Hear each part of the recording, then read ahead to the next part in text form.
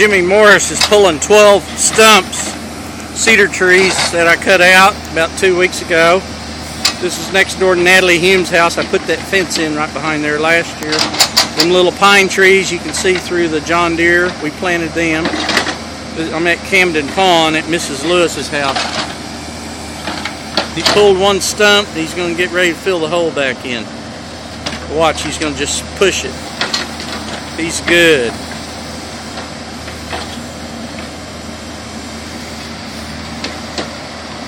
He makes that thing work like a human hand.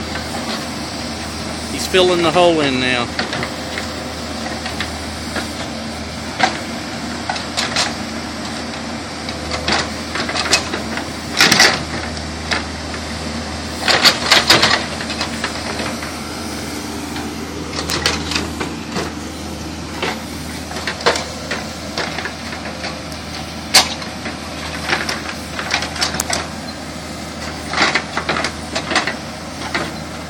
He's smashing it down,